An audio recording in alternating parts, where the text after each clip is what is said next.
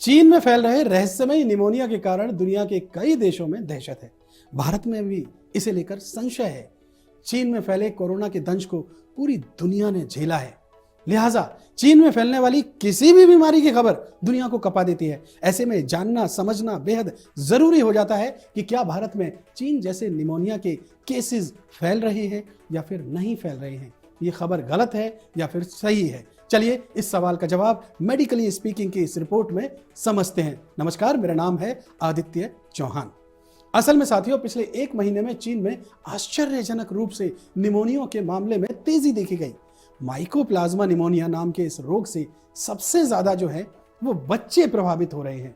Media reports के मुताबिक अस्पतालों के इमरजेंसी विभाग में निमोनिया और सांस के रोगियों की संख्या में तेजी से इजाफा हुआ है।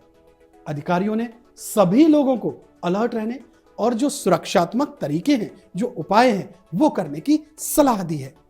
चीन में अचानक बढ़े संक्रामक H9N2 के मामलों पर, जो वायरस का नाम है वो है H9N2, तो इसके जो केसेस बढ़े हैं उस पर WHO यानी विश्व स्वास्थ्य संगठन इसे गंभीरता से ले रहा है, इस पर नजर बना के रखी हुई है। WHO ने अधिकारियों से लगातार स्थिति की जानकारी देते रहने और देश में बढ़ते संक्रामक रोग की रोकथाम करने के लिए जो प्रयास किए जा रहे हैं उनकी जानकारी देने के लिए कहा है। विशेषज्ञों का कहना है कि चीन के साथ अन्य देशों को भी अलर्ट पर रहने की आवश्यकता है।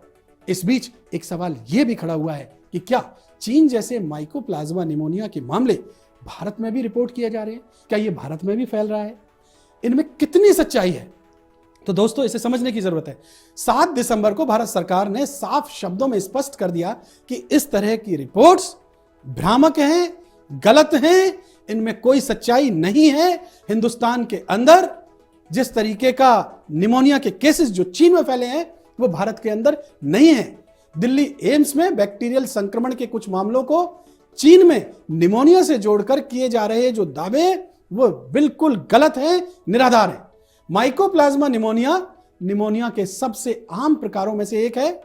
एम्स दिल्ली में निमोनिया के मामलों का चीन के बच्चों में रिपोर्ट किए गए निमोनिया से कोई संबंध नहीं है। भारत सरकार यहां अलर्ट है और सुरक्षा के सभी उपायों का गंभीरता से पालन किया जा रहा है, यह कहना है भारत सरकार का। यानी कुल मिलाकर भारत सरकार साफ कर चुकी है कि चीन जैसी बीमारी का भारत में अंश मात्र भी नहीं रिपोर्ट किया गया है। लिहाजा लोग घबराएं नहीं और ना ही ऐसी गलत जानकारी के जाल में फंसे, लेकिन हां, अलर्ट जरूर रहें, क्योंकि बीमारी होती है, वो कभी हल्की नहीं होती। लापरवाही करने से साधारण निमोनिया भी जानलेवा हो जाता है। लिहाजा सांस संबंधी कोई भी रोग हो, बच्चों को कोई भी दिक्कत परेशानी हो तो फौरन डॉक्टर से संपर्क करें और जो जरूरी इलाज है उसे लें, ताकि आप किसी भी लापरवाही से बचें और कोई छोटी से छोटी बीमारी भी हो तो कोई बड़ा रूप अख्तियार ना कर सके।